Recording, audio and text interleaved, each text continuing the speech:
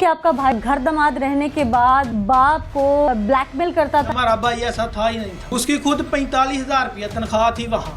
मुल्जिम है, इससे पैसे मांगता तो उसको तंग करता था। कोई भी बंदा अपनी बीवी की ऐसी तस्वीरें बनाता है। ये गैरत के नाम का ही कत्ल है। वो ब्लैकमेल नहीं कर सकता था। उसने बोला भी जेवर मेरे पास है, लड़की मेरे पास नहीं है। उसने पहले अपने दामाद को कत्ल किया, उसके बाद अपनी बेटी को कत्ल करने की कोशिश किया तो वो भाग के कमरे के अंदर चली गई। उन्होंने मेरी इज्जत नहीं की थी, ना मेरे ना प्यार किया, ना मैनू बाप ही समझा भी है, साडा बाप है। उन्होंने इंज किसी दरख्त ना पैदा हुई। इतने गैरतमंद थे तो हिम्मत भी करनी थी ना फिर पुलिस के सामने आने की।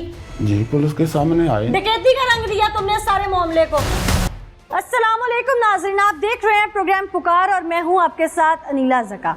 इंसान की सबसे बुरी खसलत ये भी है कि वो दूसरों की मामूली सी गलती का बेहतरीन जज और अपने बड़े से बड़े गुनाह का बेहतरीन वकील बन जाता है। और ऐसी ही जिंदा मिसालें मिलती हैं हमें उन लोगों में जो मामूली सी रंजिश पे गैरत का नाम देकर अपने ही घर की ख्वातीन को बेदर्दी से मौत के घाट उतारते हैं, फिर उसकी जस्टिफिकेशन ऐसी देते हैं कि सुनने वाला कहता है शायद ये मजबूर हो गया था, शायद इसने ऐसा अनजाने में कर दिया या गुस्से के हाथों मजबूर होकर कर दिया। लेकिन हकीकत में ऐसा नहीं होता। ये तमाम अनाह की तस्कीन के लिए किया जाता है।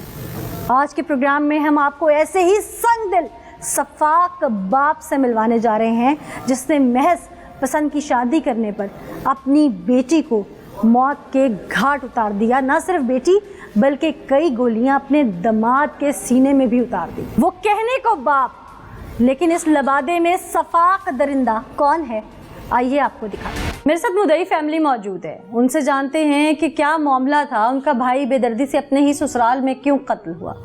अस्सलाम वालेकुम जी। वालेकुम। मुझे बेहद अफसोस है आपके भाई और भाभी का कि उनको कत्ल करने वाला कोई और नहीं, आपकी भाभी का अपना बाप है। हाँ जी। यानी कि आपके भाई का ससुर है। हाँ जी। क्या मामला था, आपके भाई की शादी कब कैसे हुई, कितना अरसा पहले हुई, फिर वो घर दामाद ही क्यों रहता था, आप लोगों के पास क्यों नहीं रहता था? पहली शादी की वजह से नाराजगी थी हमसे भी, इसलिए वो घर छोड़ के आ गया। आपका भाई शादीशुदा था पहले हाँ से? जी, कितनी उम्र थी आपके भाई की? हमारे भाई की उम्र 23 साल थी। 23-24 साल। और पहली शादी को कितना अरसा हो गया था? पहली शादी को 1 साल। अच्छा, वो आप लोगों की मर्जी से थी? हाँ जी, हम लोग। और ये उसकी पसंद थी? ये उसकी पसंद थी। अच्छा, फिर? हाँ जी। फिर उसके बाद इससे बात हो गई, इस लड़की को वो ले गया था। इस लड़की से कैसे उसकी बातचीत हुई? फोन पर ही। वो अच्छा। यहाँ ये अपने नानके जाती थी, यहाँ रंगपुरे में इसके नानके हैं लड़की के। अच्छा। हमारा भाई उधर काम करता था। किस चीज का? वो स्टोर में मशीनों का काम करते हैं जो केला पकाती हैं वो। ठीक। वो उसका मिस्त्री था। ठीक। तो वो वैसे ही उनकी बात हुई थी, वो स्कूल जाती थी उधर किधर।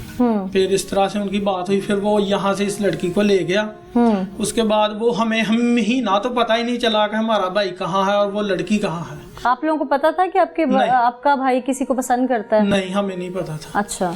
वो इस लड़की को लेकर हमारे पास ही वहाँ सनखतरा है वहाँ पर रहा था वो महीने के बाद ये SHO साहब वहाँ पर पुलिस साथ में हमारे वहाँ हमारे गांव में पहुँची। फिर हमें पता चला था कि हमारा भाई उस लड़की को ले गया था, साथ में उस लड़की के वालिदैन थे। ये जानते हैं कि उस लड़की की उम्र बहुत कम है? हाँ जी। आपके भाई से जो बहुत, आपका भाई तो बालिग था कानूनी भी, और वो कानूनी तौर पे नाबालिग थी। हाँ जी। अच्छा। वो जानता था। आप लोगों ने एक्सेप्ट कर लिया अपनी दूसरी भाभी को? नहीं, हमने नहीं किया। हमने उस लड़की को उसी वक्त वापस कर दिया था। ठीक है। पुलिस वालों के थ्रू। ठीक है। हाँ जी। वो बात खत्म हो गई। फिर तकरीबन 15 या 20 दिन के बाद फिर वो लड़की लड़के के साथ चली गई। तब तक निकाह हुआ था उसके साथ आपके भाई का? निकाह श्रेय हुआ था। आपके भाई ने कर लिया था? हाँ, पहले ही कर लिया? पहले ही कर लिया था। तो श्रेय निकाह था। आप लोगों ने क्या किया कि उसे बाप के साथ भेजा कि हम बकायदा रुखसती लेने आएंगे या हम तलाक भेजेंगे? क्या तलाक कराएंगे? अच्छा। तलाक कराएंगे, श्रेय तौर पे था, कानूनी। आपका भाई रजामंद था इस बात पे? नहीं, वो नहीं रजामंद था। वो कहता था हमने नहीं छोड़ना, मैंने नहीं छोड़ना। फिर 20-25 दिन के बाद वो लड़की इसके साथ चली गई। बाद में इन्होंने हमें बताया कि जी हम हाई कोर्ट में हैं, हमें पैसे भेजो, हमने निकाह कराना है। हमने कहा हमने नहीं पैसा कोई भेजना। आपके भाई ने फोन किया? हाँ जी। मुझे कितनी देर बाद? तकरीबन 20-25 दिन बाद ही, जब वो यहाँ से दूसरी मर्तबा लेकर गया था ना लड़की, उसी दफा वो हमसे झूठ बोल रहा था। वो वहाँ नहीं था, वो था पेशावर में। हमने बहुत फोर्स करने के बाद उसको मैंने 20,000 रुपया भेजा और उसने वही निकाह कर लिया था। और उसके बाद निकाह के बाद वो वहीं पर रहने लगे। 2 महीने वो वहां रहे पेशावर में। 2 महीने में जो लड़की का वालिद था वो बहुत ज्यादा उनको फोन करके टॉर्चर करता था, ज़हनी तौर पर परेशान करता था। उनके सामने रोता रहता था हर वक्त कि जी मेरा बेटा नहीं है कोई भी, तुम ही मेरे बेटे हो, तुम मेरे पास आ जाओ, मेरे घर में मेरा घर में रोटी पकाने वाला कोई नहीं है, मेरे सामने वाला कोई नहीं है। तकरीबन 15-20 दिन वो हमें भी बताता रहा कि वो हमें कालें करता है, मैं क्या करूं। मैंने उसको बताया था, मैंने कहा कि वो लोग अच्छे नहीं हैं, तुम वहां पर मत जाओ। आप लोगों ने इस दौरान दूसरी बार अपनी भाभी एक्सेप्ट कर ली थी दोबारा? कर ली थी। और जो पहले वाली थी वो उनके घर भेज दी थी वापसी। वो अपने मायके चली गई? हाँ, थी? वो अपने मायके भेज दी थी। उसमें से बच्चे हैं? नहीं, उसमें से एक बेटा हुआ था, वो फौत हो गया था। ठीक। हाँ जी। फिर बस वो वहाँ छोड़ दी, तो उसको तलाक देनी थी और इसके तलाक देने से पहले ये काम हो गया है। फिर आपने अपने भाई को जब समझाया कि आपकी दुश्मनी है कि वहाँ नहीं जाना, वहाँ नहीं जाना, फिर वो कहने लगा नहीं वो ऐसा नहीं है, वो मुझे बहुत अच्छा रखता है, वो मुझे रोजाना फोन करता है, मेरे सामने रोता है, मुझे बहुत प्यार करता है वो, इसलिए वो यहाँ आ गया इसके साथ यहाँ पर रहने। अच्छा, मैंने ये भी सुना है कि आपका भाई जो था वो घर दामाद रहने के बाद उस बाप को ब्लैकमेल करता था कि तेरी बेटी पहले मेरे साथ गलत थी, देख तस्वीरें भी हैं, ये टॉर्चर करता था, जिसकी बुनियाद पे उसने गुस्से पे आकर, मैं जस्टिफाई नहीं कर रही कत्ल को, गलत है कत्ल करना, लेकिन मैं बात सिर्फ बता रही हूँ, जो मुल्जिम जस्टिफिकेशन देता है कि मेरी बेटी की तस्वीरें मुझे दिखाकर या मुझे परेशान किया जाता था, मुझे ब्लैकमेल किया जाता था, और इस बुनियाद पर ये मेरा दामाद मुझसे कई बार पैसे ले चुका है और मैं तंग आ गया हुआ था इन चीज़ों से, और इसलिए मैंने ये सब किया। आप ये बात देखें कि कोई भी बंदा अपनी बीवी की ऐसी तस्वीरें बनाता है? बिल्कुल नहीं बनाता। ठीक है। दूसरी बात ये है कि उसके दिखाता नहीं है। ठीक है। वो उसकी इज्जत थी, अब वो अब पहले से बहुत बेहतर हो चुका था। या आपका भाई उनको ब्लैकमेल करता हो कि मैं कत्ल कर दूंगा आपको, मुझे इतने पैसे चाहिए, मुझे ये चाहिए, मुझे वो चाहिए, क्या ऐसा कुछ था? नहीं, हमें नहीं पता, ऐसा बिल्कुल नहीं था। हम ये कहते हैं हमारा भाई ऐसा था ही नहीं था। उसकी खुद 45,000 रुपया तनख्वाह थी वहाँ पेशावर में जहाँ पर वो रहते थे। बहुत अच्छी तरह वो रहता था वहाँ पर भी, बहुत खुश। यानी कि आपके भाई ने किसी किस्म की कोई ब्लैकमेलिंग नहीं की? नहीं, हमें आप चचा हैं, आपका भतीजा था, जरा आप बताइए ऐसा हो सकता है? बच्चा था अभी, वो ब्लैकमेल नहीं कर सकता था। मुद्दइयों का कहना है कि इनका भाई ना ब्लैकमेलर था, ना किसी किस्म की क्रिमिनल एक्टिविटी में मुलव्वस था, वो पहले से शादीशुदा था, उसने मोहब्बत की शादी दोबारा रचा ली। हम गुस्सा जरूर थे, लेकिन उसके बाद मुआफी तलाफी हो चुकी थी और अब वो घर दमाद रह रहा था। जो कुछ भी किया वो मुल्जिम ने अपनी किसी जाती रंजिश पे किया। क्या ऐसा सच है? क्या इसमें भी कोई बात छिपी है? आपको हकायक दिखाते हैं। उस्मान, आपने तो सब कुछ कवर किया मौके पे जाके, उस वक्त ये डकैती का रंग दिया गया, फिर बाद में पता लगा कि ये मुद्दई जो है ये शातिर मुल्जिम है, इसने अपनी बेटी जिस स्कूल में पढ़ती थी उसी के सिक्योरिटी गार्ड को फंसाया पहले, फिर इसने नामालूम डकैतों का रंग दिया, जो मासूम बेटियां थी अंडर 18 उन्होंने भी पहले गलत गवाही दी। ये सारा मामला क्या था? ये ऑनर किलिंग है या इसके पीछे कोई और भी वजह है? इंतहाई अफसोसनाक जो वाक़या है, बहुत सी इसमें स्टोरीज जो हैं वो सामने आती रही हैं। हकीकत में ये है 15 साल बच्ची थी नूर फातिमा, जो ये सियालकोट समड़ियाल की जो है वो रिहायशी है। इसकी जफरवाल के काशिफ भट्ट से जो है वो 24 साल उसकी उम्र है, उससे इससे रॉन्ग कॉल पे रब्ता होता है और वहीं से इनका जो है ये दोस्ती और फिर ये जो है वो घर से भाग के शादी मुआशका शुरू हो जाता है और फिर उसके बाद ये जो है वो घर से भागती है और भाग के जो है वो शादी कर लेती है। बेसिकली ये गैरत के नाम का ही कत्ल है, लेकिन इसमें और बहुत सारे जो मसाइल हैं वो सामने आए। ये जो लड़का था ये पहले से शादीशुदा था। अच्छा। और ये पहले से शादीशुदा था और अक्सर आए रोज़ जो है वो अपनी ये जो ससुराली हैं, ये जो मुल्जिम है, इससे जो है वो पैसे मांगता था और उससे पैसे जो है वो उसको तंग करता था। तो वो बुनियादी तौर पे तो गैरत के नाम पे ये कत्ल हुआ। क्योंकि अगर खाली दामाद से तंग आके कोई कत्ल होता तो वो इसलिए भी वो शायद सामने वजह आती कि सिर्फ दामाद को कत्ल करता, उसने बेटी को भी कत्ल किया, बेटी को भी वो, तो इसका मतलब है कि गैरत के नाम पर बेटी भी जो थी वो अपने शोहर की जो है वो साइड लेती थी।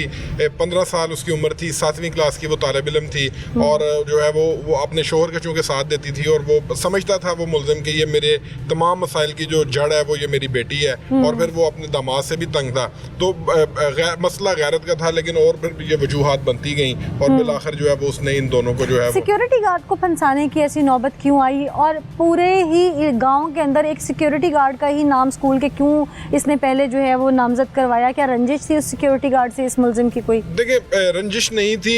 जो हमने अपने तौर पे देखा और इन्वेस्टिगेट किया है उसमें यही है कि बाप को पहले भी अपनी बेटी पे शक था कि इसके उस चौकीदार के साथ जो है वो यानी कि एक तीर से वो अपनी तरफ से 3 शिकार कर रहा है। 3 शिकार कर रहा है कि पहला सिक्योरिटी गार्ड भी फंस जाए, ये 2 कत्ल हो जाएं और डकैती का रंग दे दूं और कुछ नकदी भी कह दूं कि मेरे घर से लूट के चली गई, चलो कहीं से वो भी रिकवरी में आए तो मेरे। बिल्कुल, उसने जो प्लानिंग की, उसने पूरी प्लानिंग करके और ये सारे मामलात को किया है। लेकिन ये है कि वो हकायक जो है वो सामने आए। बिल्कुल, आपने जो अभी तक की इन्वेस्टिगेशन सामने आई और जो कुछ उस्मान ने मौके पे कवर किया वो भी हमें बताया, और हकीकत यही है कि ये बाप खुद जल्लाद बन गया था। और हमने हमेशा अवेयरनेस दी अपने प्रोग्राम के थ्रू भी और बहुत सारी प्लेटफॉर्म्स के थ्रू भी, ये बार बार कहा गया कि गैरत के नाम पर बेटी को कत्ल मत कीजिए, निकाह उसका बुनियादी हक़ है। अगर आपको उसके होने वाले शौहर से कोई इख्तलाफ है तो आपका वो अपनी ज़ाती राय है कि आप उससे मिलना चाहते हैं नहीं मिलना चाहते, वो एक अलग बात है, लेकिन कानून को हाथ में मत लीजिए। जिस चीज़ की इजाज़त शरीयत देती है, जिस चीज़ की इजाज़त कानून देता है, उसमें गैरत के नाम पर कत्ल बहुत बेबुनियाद है।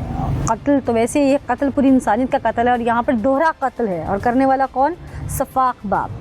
वो क्या चाहता था, एक ब्रेक के बाद आपको दिखाते हैं।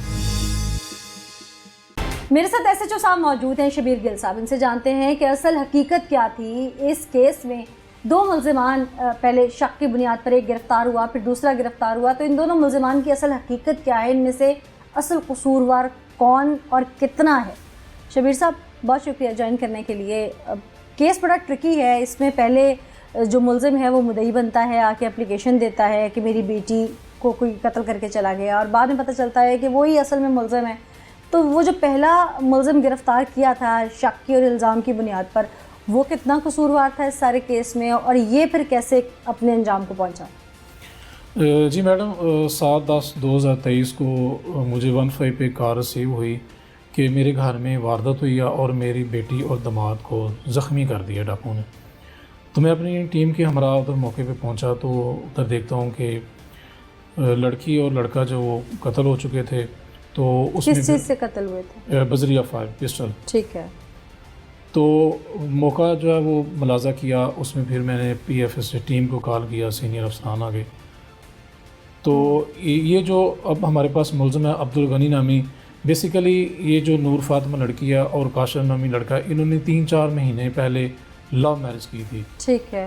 तो उस वक़्त इस अब्दुल गनी नामी जो ये मुल्ज़िम है, इसने इनके अगवा का मुकदमा, ये 7 वाले गांव का एक चौकीदार था, उसके ख़िलाफ़ मुकदमा दर्ज करवाया। क्या उससे कोई रंजिश थी इसकी? रंजिश नहीं थी, इसको ये था कि मेरी बेटी को उसने अगवा किया है। क्यों करेगा? किसी पे ऐसे तो इल्ज़ाम नहीं लगाया जाता ना। वो शादी के चक्कर में। अच्छा। तो क्या पहले उसने रिश्ता भेजा था कभी इनके घर? नहीं, ये बेसिकली ये लड़की स्कूल में स्टूडेंट थी, तो इसको शक ये था कि जो स्कूल का चौकीदार है उसने इसको शादी की नीयत से वर्गलाया और शादी की नीयत से इसको अगवा किया। तो उसमें हमने उस मुल्ज़िम को अरेस्ट किया, तफ्तीश का दायरा कार आगे बढ़ाते हुए फिर हमने CDR IT की हेल्प से इस लड़की को रिकवर किया, और जो मेन एक्यूज़ अभी जो दोनों मियाँ बीवी कत्ल हो चुके हैं उनको हमने रिकवर किया, कोर्ट में पेश किया। आप जब मौके पे गए तो 80% तो मौका जाए वकूफ़ जो होती है वो बता देती है कि आया ये कत्ल है, और अगर ये कत्ल भी है तो किस नौइयत का है, क्या घर से कोई मुलव्वस है या बाहर से कोई करके गया आके। तो जिस वक्त आप मौके पे गए, आपने वो सारी जाए वकूफ़ को कॉर्डन ऑफ किया, इन्वेस्टिगेशन स्टार्ट की, तो आपको उसी वक्त शक हो गया था? कुछ चीज़ें ऐसी नज़र आई वहाँ पर, वो क्या थी चीज़ें, ज़रा वो भी बताइए। जी बिल्कुल, मौका जब वो ख़ुद बोलता है, जब मैं मौके पे गया हूँ तो बेसिकली ये लड़की और लड़का घर के बाहर जो बरामदा वहाँ सोए हुए थे। तो इसने पहले अपने दामाद को कत्ल किया, उसके बाद अपनी बेटी को कत्ल करने की कोशिश किया, तो वो भाग के कमरे के अंदर चली गई, फिर इसने अंदर जाकर उसको मर्डर किया। तो मौके से जो एविडेंस है उससे लग रहा था कि ये घर में ही हुआ है। घर में कोई नहीं था उन 2 के अलावा? जी, घर में इसकी 2 छोटी बेटियां थी और उन्होंने कुछ नहीं बताया? वो भी तब तो वो भी यही शोर मचा रही थी, अपने बाप के साथ ही थी। वो भी कह रही थी कि हमारे घर में वही जो चौकीदार है वो डकैती करके 6 लाख रुपया ले गया और वही इन दोनों को मर्डर कर दिया। यानी कि बहन को कत्ल करवाने में वो भी बच्चियां साथ थीं उस वक्त? जी मैं हो सकता प्लानिंग में शामिल ना हो, मगर जब इसने उनको कत्ल किया तो तब वो सामने थे। तब उनको अंदाज, वो भी सोई हुई थी बेसिकली, तो उठ गए। रात सोते हुए इसने उनको मर्डर किया। तो तब उनके इल्म में आ गया था कि इसने मर्डर किया। फिर इसने उनको यकीनन जो है वो उनको समझाया गया कि आपने इसको डकैती का ही रंग देना। बहुत शुक्रिया शबीर साहब, आपने डिटेल्स हमसे शेयर की। हैरान कुन बात यह है कि पसंद की शादी क्या इतना बड़ा गुनाह है, और अगर आपकी नज़र में वो गुनाह है तो फिर आप उसे एक्सेप्ट करके घर में ही ना रखें। 4 माह से आप उन्हें घर में रख रहे हैं, लेकिन उसके बाद आप उनके अरमानों का गला घोंट रहे हैं, उन्हें कत्ल कर रहे हैं। उस बेटी से जिसे आपने नाज़ों से पाला है, उससे जीने का हक छीन रहे हैं। पहले आपको बेटी के लिए इतना दुख या दर्द है कि आपको लगता है वो जो लड़का जिसको उसने चुना वो उसकी ज़िंदगी बर्बाद कर देगा, तो आपको उसकी ज़िंदगी से प्यार नहीं जो आप उसकी ज़िंदगी ख़त्म करने चल पड़ते हैं। ये बहुत सारे सवाल हैं जो सफाक बाप से करने ज़रूरी हैं। आइए दिखाते हैं कि ये जल्लाद कहने को बाप कौन। नाज़रीन, मेरे साथ वो बाप मौजूद है जिसने बेदर्दी से अपनी बेटी को कत्ल किया। इस सारे मामले की जड़ क्या है और एक बाप इतना सफाक कैसे हो गया, इसी की ज़ुबान से तमाम चीज़ें आपको सुनवाते हैं। क्या नाम है तुम्हारा? अब्दुल गनी। अब्दुल गनी। अब्दुल गनी, क्या करते हो? जी खेती बाड़ी का काम करता हूँ। भैंसा रखी हैं, डेरेदारी बनाई। जो डेरेदार होते हैं वो तो काफ़ी मुअज़्ज़िज़ और वज़ादार होते हैं, इलाके में जान पहचान होती है, असर व रसूख होता है। तो ये इतना मुजरिमाना जो कारनामा सर अंजाम दिया है, इसके पीछे क्या वो एक अना थी कि मैं डेरेदार हूँ और मेरी बेटी ने पसंद की शादी कर ली है? पसंद की शादी चलो मेरी राय नाल कर दी, मैं भी तो करनी सी ना, उन्होंने दी शादी करनी सी, घर ते नहीं सन रखनियां, करनी सी ना शादी। हाँ, तो शादी का उन्होंने टाइम ही नहीं होया। मेरे नाल उन्होंने क्यों किया इंज? ये गुस्सा था?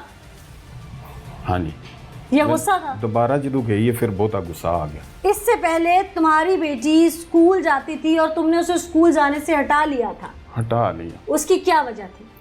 मुझसे शहजाद ਜਿਹੜਾ ਹੈ ਨਾ ਇਹਦੇ ਨਾਲ ਹੀ ਮੈਨੂੰ ਇੰਜ ਮਹਿਸੂਸ ਹੋਇਆ। शहजाद कौन? ਮੈਂ ਕਿ ਇਹਨਾਂ ਦੀ ਵਾਲਦਾ ਨਹੀਂ ਜ਼ਿੰਦਾ ਤੇ ਮੇਰੇ ਘਰ ਦੇ ਵਿੱਚ ਕੋਈ ਆਵੇ ਜਾਂ ਕੋਈ ਜਾਵੇ। शहजाद कौन? ਸ਼ਹਜ਼ਾਦ ਹੋਈ ਚੌਕੀਦਾਰ, स्कूल का चौकीदार। ਤੇ ਮੈਂ ਹਟਾ ਦਿਆ ਤੇ ਉਹਨ ਕੀ ਜਿਹੜੀ ਇਹਨਾਂ ਟੀਚਰ ਉਹਦਾ ਨਾਂ ਜੇ ਨੁਸਰਤ, हाँ, ਉਹਨੇ ਮੈਨੂੰ ਫੋਨ ਤੇ ਆਖਿਆ ਬਈ ਇਹ 8ਵੀਂ ਜਿਹੜੀ ਇਹਨਾਂ ਕਲਾਸ ਕੁਛ ਵੀ ਨਹੀਂ ਗਿਣੀ ਜਾਂਦੀ, ਕੱਲ ਨੂੰ ਰਿਸ਼ਤਿਆਂ ਦੇ ਮਾਮਲੇ 'ਚ ਨਾ ਤਲੀਮ ਨਹੀਂ ਗਿਣੀ ਜਾਂਦੀ, ਬਾ ਤੂੰ ਮੈਟ੍ਰਿਕ ਕਰ ਲੈਣ ਦੇ ਇਹਨਾਂ ਨੂੰ। ਤੇ ਫਿਰ थोड़ा ऊंचा बोलो ना। ਇਹਨਾਂ ਦੀ ਫਿਰ ਸ਼ਾਦੀ ਵੀ ਕਰਦੀ ਤੇ ਮੈਟ੍ਰਿਕ ਤਲੀਮ ਗੇਣ ਕਰਦੀ, ਕੱਲ ਨੂੰ ਰਿਸ਼ਤੇ ਦੇ ਮੁਤਲਕ ਵੀ ਕਰਨਾ ਹੋਵੇ ਤੇ ਮੈਂ ਉਹਦੀ ਮੰਨ ਲਈ। ਮੈਂ ਕਿਹਾ ਜੇ ਇਹਨੇ ਸਕੂਲ ਪੜ੍ਹਨਾ ਤੇ ਇਹ ਕਿਹੜਾ ਚੌਕੀਦਾਰੇ ਦੀ ਬਦਲੀ ਹੋ ਜੇ। ਉਹਨਾਂ ਕਿਹਾ ਸਾਨੂੰ ਸਮਝ ਆ ਗਈ है। उन्होंने एप्लीकेशन। तुम्हें क्या महसूस हुआ? चौकीदार को तुमने क्या देखा? तुम्हारी बेटी से कोई बातें करते देखा गैर जरूरी तौर पे, या कोई ऐसी हरकत देखी उसकी? हाँ, टेलीफोन पे बातें करता थे। फोन तुम्हारी बेटी के पास था? मोबाइल फोन था? किसने लेके दिया था? वो उसकी जो मामा के ना वो ही फोन उसके पास था। इस हवाले से तुमने उस चौकीदार से कभी बात करने की कोशिश की या किसी को बीच में डाला कि वो मासूम बच्ची है, ये गैर जरूरी फोन क्यों करता है? वो टीचर को बताया सारा। ऐसे में तुम्हारा कुछ जेवर का मुकदमा भी चला था उस चौकीदार के साथ, वो क्या था? मुकदमा ਜਿਹੜਾ ਚੱਲਿਆ ਨਾ ਉਹ ਜਦੋਂ ਇਹ ਭਾਗੀ ਹੈ ਨਾ ਉਦੋਂ ਉਹਦੇ ਨਾਲ ਹੀ ਚੱਲਿਆ। ਮੈਂ ਪਹਿਲਾਂ ਅਰੈਸਟ ਉਹਨੂੰ ਹੀ ਕਰਾਇਆ। ਉਹਨੇ ਕਿਹਾ ਵੀ ਜ਼ੇਵਰ ਮੇਰੇ ਪਾਸ है, लड़की पास। कितना जेवर? वो जो माना है ना वो ਉਹਦਾ ਨਾਂ ਜ਼ੁਲਫਕਾਰ ASI 2.5 ਤੋਲੇ ਉਸ ਉਹਦੇ ਮੋਤਰੂ ਮੰਨਾ। तुम्हारे घर से कितना गायब था? ਜਿਹੜੀ ਮੈਂ ਦਰਖਾਸਤ ਦਿੱਤੀ ਉਹਦੇ ਤੇ 5 ਤੋਲੇ ਲਿਖਾ। हकीकत में कितना था? 5 ਤੋਲੇ था। 5 तोले घर से गायब था। गायब था। ठीक, वो चौकीदार को तुम्हारी बेटी ने जेवर किस मद में दिया था? ਇਹ ਹੁਣ ਵੇਖੋ ਚੌਕੀਦਾਰ ਨੂੰ ਪਤਾ ਹੈ ਜਾਂ ਨੂਰ ਨੂੰ ਪਤਾ ਹੈ ਵੀ ਚੌਕੀਦਾਰ ਨੇ ਕੀ ਵਰਕ ਲਾਇਆ ਜਾਂ ਉਹਨੇ ਕਿਉਂ ਦਿੱਤਾ ਹੈ ਜਾਂ ਬਾਪ ਤੋਂ ਚੋਰੀ ਕਰਨ ਵਾਸਤੇ ਦਿੱਤਾ ਹੈ। ਉਹਨਾਂ ਦੋਵਾਂ ਦੀ। तुम्हें कितने अरसे बाद पता चला कि तुम्हारे घर से जेवर गायब है? 6 महीने बाद। ये सारे सवाल मैं तुमसे इसलिए कर रही हूँ कि तुम मुझे तसल्ली से सारे जवाब दे लो। ये तसल्ली। उसके बाद मैंने एक एक करके हकीकत पर मबनी जब चीजें पूछनी है तो उसमें कोई झूठ की गुंजाइश नहीं होनी। सर ਜਦੋਂ ਮੈਨੂੰ ਪਤਾ ਚੱਲਿਆ ਨਾ, जब तुम्हें पता चला कि तुम्हारी बेटी डी ट्रैक हो रही है, तुम्हारे घर से जेवर गायब है, तो ऐसे में तुमने 4 रिश्तेदारों को बीच में डालकर कहीं अपनी बेटी का शरई तौर पर रिश्ता करने की कोशिश की। सोचा कि इसकी एंगेजमेंट कर देता हूँ कहीं पे, 18 की होगी तो निकाह कर दूंगा, ऐसा सोचा? हाँ सोचा। तो किया क्यों नहीं? ਇਹਨਾਂ ਦੀਆਂ ਮਾਮੀਆਂ ਨੇ ਕਿਹਾ ਤੂੰ ਨਾ ਆਪਣੀ ਭੈਣ ਨੇ ਜਾਂ ਭਾਈ ਨੇ ਤੇ ਰਿਸ਼ਤਾ ਕਰ ਦੋ। ਮੈਂ ਕਿਹਾ ਤੁਸੀਂ ਮਾਸੀਆਂ ਮਾਮੀਆਂ ਲੱਗ ਲਾਓ, ਮਾਂ ਬਣ ਕੇ ਕਰ ਦੋ, ਜਿੱਥੇ ਕਰ ਦੋ ਦੀਆਂ ਮੈਨੂੰ ਕਬੂਲ ਹੈ। तुमने कहीं पे कहीं कोई उसकी दुआ खैर या कोई उसकी मंगनी की रस्म कर दी थी? नहीं की थी रस्म, इसने करने नहीं दी। इसने जो मैं कह रहा हूँ उससे कोई उन्हें अमल नहीं किया, अपनी मर्जी ना चल रही। चलो तुम्हारी तरफ तो मैं वापस आती हूँ कि जो तुमने किया वो ज़्यादा बड़ा गुनाह है जो नूर फातिमा ने किया, या वो ज़्यादा बड़ा गुनाह था? जस्टिफाई में किसी भी गलती को नहीं करूँगी, लेकिन जहाँ पे गलती और गुनाह के दरमियान का फैसला आएगा या बात आएगी कि गलती की मुआफ़ी होती है और गुनाह की मुआफ़ी नहीं होती है, वो किस गुनाह की मुआफ़ी होती है और किसकी नहीं होती है, ये तमाम चीज़ें जो आगे चल के हम अपने नाज़रीन के सामने रखेंगे कि जो शख्स आज हथकड़ियों में है और नूर फातिमा मनो मट्टी के नीचे है, क्या इतनी बड़ी उसकी गलती थी कि उसे सज़ाए मौत दे दी जाती, जिसका फ़ैसला तो काजी के हाथ में है या अल्लाह के हाथ में है? ये कौन था, कैसे फ़ैसला कर गया? एक ब्रेक के बाद आपको दिखाऊंगी। वेलकम बैक नाज़रीन, हमारे साथ वो बाप मौजूद है जिसकी ज़ुबान से ये तमाम अल्फाज आप तक पहुंचाने हैं, आपको सुनवाने हैं कि बेटी का गुनाह इतना बड़ा था, उसकी गलती इतनी बड़ी थी कि उसे सज़ा सिर्फ मौत की सूरत पे मिल सकती थी।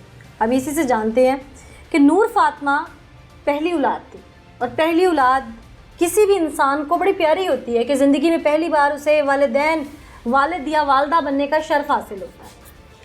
तुम्हारी थी भी बेटियाँ, तो तुम्हें तो इस कदर उससे मोहब्बत होनी चाहिए थी कि उस पर आँच भी आती तो तुम तो खुद छाँव करते, ना कि उसके कत्ल का मंसूबा बनाते। ਇੱਜ਼ਤ ਵੀ ਕੀਤੀ ਹੈ, ਪਿਆਰ ਵੀ ਕੀਤਾ, ਬਾਕੀ ਉਹਨਾਂ ਨੇ ਮੇਰੀ ਇੱਜ਼ਤ ਨਹੀਂ ਕੀਤੀ, ਨਾ ਮੇਰੇ ਨਾਲ ਪਿਆਰ ਕੀਤਾ, ਨਾ ਉਹਨਾਂ ਮੈਨੂੰ ਬਾਪ ਹੀ ਸਮਝਿਆ ਵੀ ਆ ਸਾਡਾ ਬਾਪ ਹੈ। ਉਹਨਾਂ ਨੂੰ ਇੰਜ ਕਿਸੇ ਦਰਖਤ ਨਾਲ ਪੈਦਾ ਹੋਈਆਂ। हो सकता है कि तुम्हें अपनी मोहब्बत जतानी ना आती हो उस तरह से, माँ उनकी दुनिया से चली गई थी, नूर फातिमा तुमसे बागी किसी वजह से तो हुई ना भाई, चाहे तुम बाप हो उसको समझना चाहिए था, लेकिन तुम भी तो समझो कि क्या ऐसी वजह थी कि वो बाहर किसी पे यकीन कर गई, तुम पर यकीन ना कर सकी? मोहब्बत में कमी रह गई थी क्या? हर वक्त डांटते रहते थे उन्हें, या तुम शादी कर रहे थे? और क्या मामला क्या था? मैं आज दिन तक भी शादी नहीं की। अभी तो तुम्हारी बेगम को गए साल हुआ है, 1.5 साल। 1.5 साल तो बहुत कोई लंबा अरसा नहीं है जो तुमने कोई सैक्रिफाइस किया हो। ਇਹਨਾਂ ਨੂੰ ਸਮਝਾਉਂਦਾ ਹੀ ਰਿਹਾ ਮੈਂ, ਕਿਹਾ ਪੁੱਤਰ ਤੁਸੀਂ ਪੜ੍ਹਨਾ ਨਾ ਤੇ ਮੇਰੀ ਇੱਜ਼ਤ ऊंचा बोलो थोड़ा। ਮੇਰੀ ਇੱਜ਼ਤ ਵੱਲ ਵੇਖਿਓ, ਕੋਈ ਬੰਦਾ ਤੁਹਾਡੇ ਵੱਲ ਉਂਗਲ ਨਾ ਕਰੇ, ਤੁਹਾਡੀ ਵਾਲਦਾ ਜ਼ਿੰਦਾ नहीं, जो भी परेशानी बननी है फिर मेरे नाल बननी है। ये बात सही है, बात मैं सीधे बात तुमने ठीक समझाया उसे। मैं बाप हाँ, मैं ही माँ हाँ तुम्हारी। बिल्कुल सही समझाया, इसमें कहीं जहाँ पे तुम गलत नहीं हो वहाँ मैं तुम्हें गलत नहीं कह रही, तुमने ठीक समझाया, लेकिन जो तुमने किया क्या ये चीजें उसकी जस्टिफिकेशन बन सकती हैं? औलाद ਜਦੋਂ ਮੂੰਹ ਜ਼ੋਰ ਹੋ ਜਾਏ ਨਾ ਤੇ ਫਿਰ ਜਦੋਂ ਇਹ ਦੂਸਰੀ ਵਾਰੀ ਗਈ ਹੈ ਨਾ ਤੇ ਫਿਰ दूसरी दफा, पहली दफा किसके साथ गई? ਕਾਸ਼ੀ ਮੁੰਡਾ ਹੈ ਨਾ, हाँ। ਇਹਦੇ ਨਾਲ ਹੀ। अच्छा, फिर ये चौकीदार के साथ बातचीत होने के बाद की बात है? ਬਾਅਦ ਕੀ ਬਾਤ, फिर ਫਿਰ तुम्हें ਐਪਲੀਕੇਸ਼ਨ पता चला कि तुम्हारी बेटी किसी से बात करती है? ਇਹਦੇ ਨਾਲ ਨਹੀਂ ਪਤਾ ਚੱਲਾ, ਚੋਰੀ ਕਰਦੀ ਰਹੀ। अच्छा, कितना अरसा चली बातचीत? ਬਾਅਦ ਵਿੱਚ ਜਦੋਂ ਇਹਨਾਂ ਜ਼ੇਵਰ ਦੇ ਲਿਆ ਤੇ ਬਾਅਦ ਚ ਮੈਨੂੰ ਜਦੋਂ ਪਤਾ ਲੱਗ ਗਿਆ ਇਹਨਾਂ ਤੇ ਡਰ ਗਈ ਬਈ, फिर इन्हें अगे कदम चुक लिया और दूसरे लड़के ना। तुमने मारा इसे? नहीं मारा भी नहीं। मैं क्या पुत्र कोई गल नहीं, तुसी पढ़ो, तुसी स्टैंड होवो, मैं कुछ भी तुहाडे वास्ते करां दा, तुसी अपनी सरकारी नौकरियां ते लग जो, पढ़ लिख के मैं मेहनत भी करां दा, मजदूरी करके तुहानू हक लाल दी रोजी खवावां दा, पालां दा, पढ़ां दा। बाप बगावत की हद पार करने में कोई और शामिल था इस सारे मामले में? समझ आती है? हो सकदा कोई शामिल होवे, बाकी मनु शो नहीं होया। ठीक, फिर क्या हुआ? फिर चली गई, भाग गई। भागी। मैं आपको पता कैसे चला कि इसके साथ गई है? मुझसे नहीं पता इसके साथ गई है, मनु शक जो शहजाद के लड़के पर। भागी कैसे? घर से भागी? स्कूल से? फिर असी एप्लीकेशन दी, मैं क्या जेड़ा जेवर है ना मेरी धी दा ही ना मौत बन जे, शहजाद किरे नूं मार ना दे, मैं उन्हें गिरफ्तार कराया। फिर उसने बोला भी जेवर मेरे पास है, लड़की मेरे पास नहीं है। फिर जेवर की रिकवरी हुई? रिकवरी बाद में हुई, वो भी थोड़ी हुई, पूरी नहीं हुई। अच्छा, वो बची सी ना, उन्हें वर्क ला के ले लिया, असल चीज़ सी, बाद च ने क्या जी इन्हों का वजन 1.5 तोला, वो 1.5 तोले की रिकवरी कर दिया, कट कटा सानू 3,10,000 रुपया। ऊंचा बोलो, कितना मिला? 3,10,000 रुपया। घर से भागने के कितने दिन के बाद तुम्हारी बेटी जिंदा सलामत बरामद हुई? हाँ, ये तकरीबन 18-20 दिन इस दौरान वो निकाह कर चुकी थी? नहीं कीता, बगैर निकाह ते रह रही थी। जबकि मुदई कहते हैं कि शरई निकाह कर चुकी थी। वो कहते हैं। फिर दोबारा क्यों भागी? फिर दोबारा उसने कहा नहीं कि अब्बू मुझे उसी के साथ शादी करके भेज दें या कुछ करें? नहीं। इतनी क्या उसके अंदर बगावत थी, या इतना कौन सा डर था जो अपने बाप से बात करने से डरती थी? वो उनकी आंटी जो रिश्ता कर गई है, मेरा बड़ा भाई है अरशद, उसके लड़के 2 हैं, ਤੇ ਜਮੀਲਾ फातिमा ਦਾ ਤੇ ਨੂਰ फातिमा ਦਾ ਉਹਨਾਂ ਨੇ ਕਿਹਾ ਵੀ ਰਿਸ਼ਤਾ ਸੀ ਤੈਅ ਕਰ ਦਿੱਤਾ। मैं कहा ठीक है। ये वापस आने के बाद की बात है? बाद की बात है। अच्छा। फिर वो चली गई। वो इस मंगनी के खौफ से भाग गई? देखो ये उन्होंने ही पता है, जाहिर है क्लियर हो रही है बात। मंगली के या जेवर के, आप लोगों ने उसका रिश्ता कर दिया और वो चूंकि पीछे शरई निकाह कर चुकी थी तो वापस भाग गई। आगे मेरी इज्जत जड़ी है ना, आप उसे फोन करते रहे, अपनी बेटी को रोते रहे कि वापस आ जाओ, मैं तुम्हें माफ़ कर दूंगा, मेरे घर कोई रोटी पकाने वाला नहीं है। दामाद को भी फ़ोन करते रहे, जो आपका दामाद अब बन चुका था, बाकायदा तौर पर कोर्ट मैरिज भी हो चुकी थी। मनो नहीं इस चीज़ का पता। आप फ़ोन नहीं करते रहे पेशावर अपने दामाद को? बेटा तो मेरा कोई नहीं, भाई है मेरे साथ, मेरी 2 बेटी। मैं जो पूछ रही हूँ, हाँ जी, बेटी आपके पास 4 माह घर में रही है ना, अब घर दामाद बन के हो रहा है। किस प्लानिंग पे बुलाया उन्हें वापस? वो आप ही आए ने जेवर दे मसले वास्ते ही आए ने। तो फिर कत्ल करना ही मुनासिब क्यों समझा? बस जो दूसरी वाली चली गई है तो मेरी इज्जत ने गुवारा नहीं किया, मेरी दूसरियां धियां दी भी इज्जत जड़ी है ना औली हो गई सी। तुम ऐसे शातिर हो कि तुमने अपनी बेटी और दामाद को घर बुलाया, तुम्हारे सारे दुख जायज हैं, लेकिन जो तुमने आखिर में किया वो कहीं पे भी जस्टिफाई नहीं। बासियत बाप, तुम्हें तकलीफ हुई, जायज। बासियत बाप, एक मुअज़्ज़िज़ शहरी, तुम्हारी इज्जत उछाली गई, मुझे समझ आता है तुम्हारा दुख, और तब तक तुम एक मजलूम थे। लेकिन उसके बाद जब तुमने प्लान रचाया, तुम उसे ला ताल्लुक ही कर देते, सारी जिंदगी उसे ना मिलते। हो सकता था ना? हाँ जी। लेकिन अना का मसला था। अब अना की तस्कीन कैसे थी कि नूर फातिमा खून में नहलाई जाए, और कौन नहलाए? उसका वो बाप जो उसको दुनिया में लाने का मौजब है। कैसे प्लान किया? प्लान है, तकलीफ मन हुई है, दोबारा ये जो चली गई, मैं हर चीज माफ की थी। आगे आ जाओ इससे। प्लान कैसे किया? उस असला कहाँ से लिया? उन्हें घर बुला के कैसे कत्ल किया? रात का कौन सा पहर था? वही वक्त क्यों चूज किया? बेटियों को क्या समझाया? बाकियों को क्या कहना है? फिर डकैती का रंग क्यों दिया इसको? इतने गैरतमंद थे तो हिम्मत भी करनी थी ना फिर पुलिस के सामने आने की। जी, पुलिस के सामने आए। डकैती का रंग दिया तुमने सारे मामले को।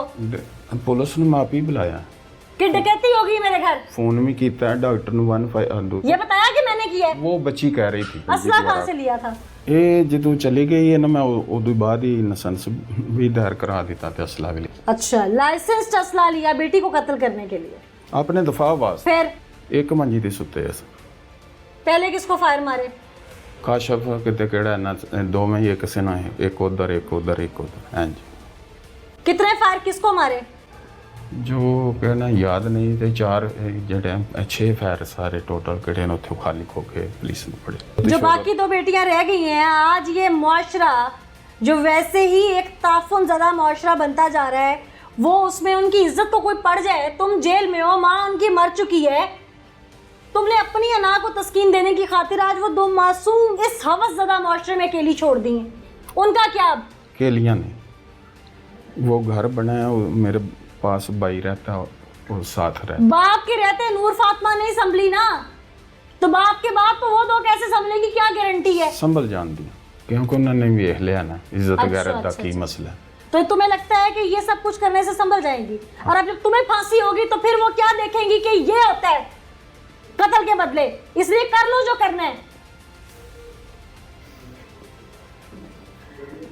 मैं हैरान हूं इस शख्स के ऊपर जिसने अपनी बेटी को कत्ल किया और मुझे फिर इतनी जस्टिफिकेशंस दी। पहले मेरी हमदर्दियां कुछ वक्त के लिए इसके साथ हुई, इसकी बेटी ने ज्यादती की है, लेकिन कत्ल जस्टिफाइड नहीं था।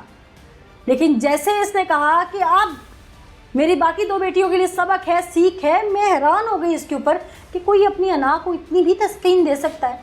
ये जहाँ तक सीख है ऐसे वालिदैन के लिए, ऐसे बहन भाइयों के लिए, ऐसे उन रिश्तों के लिए जो गैरत के नाम पर किसी को भी बेदर्दी से कत्ल कर देते हैं, वहाँ पर ये सीख उन नौजवान लोगों के लिए भी है जो अपने घर वालों के ख़िलाफ़ किसी भी हद तक चले जाते हैं। खुदारा अफ़ाम व तफ़हीम से मामलात को हल कीजिए। अगर मामला हल नहीं हो रहा तो इर्द गिर्द के कुछ मुअज़्ज़िज़ लोग बीच में डालिए। निकाह करना बुराई नहीं, और इसको बुरा समझने वाले ख़ुद ज़हनी मरीज़ होते हैं। तो अगर आपके बच्चे की पसंद कहीं पे है तो उसको एडमिट कीजिए, और अगर वो उसके हक़ में ठीक नहीं तो उसे समझाइए, और अगर फिर भी नहीं समझ आता तो एक वक्त के लिए कर दीजिए, शायद उसे वक्त के साथ समझ आ जाए। और बच्चों को भी चाहिए कि अपने वालिदैन की इज़्ज़त का ख्याल रखें, उन्हें समझाएं, उन्हें एहतरामन इस सारे मामले पर ब्रीफ करें, और अगर ऐसा नहीं होता तो फिर अपने अजीज़ व क़ारिब की मदद हासिल करें। पहला ही कदम इतना एक्सट्रीम मत उठाएं कि फिर उसके बाद 2 ख़ानदान उजड़ जाएं। आज वो लड़का कत्ल हुआ, उसकी पहली बीवी बेवा हुई, उसके ख़ानदान को एक रंज अलहदा, सारी ज़िंदगी का रोग अलहदा। इस शख्स ने कत्ल किया, इसकी इज़्ज़त पे धब्बे अलहदा, इसके ख़ानदान को रोग अलहदा, और वो 2 मासूम बच्चियाँ जो 14 और 12 साल की इस वक्त मुआशरे में इसने तन्हा छोड़ दी। अब उनका क्या? इसने उस वक्त ये नहीं सोचा कि मैं एक को मारते 2 की इज़्ज़त भी दाव पे लगा रहा हूँ। तो खुदारा अपने इर्द गिर्द उन रिश्तों का ख्याल कीजिए जो आपसे कनेक्टेड है, क्योंकि एक गलती कई ख़ानदान लेके डूब जाते हैं। इसके साथ मुझे अनीला ज़का को इजाज़त दीजिए, फिर हाजिर होंगे किसी नए सबक और सीख के साथ। तब तक के लिए अल्लाह निगहबान।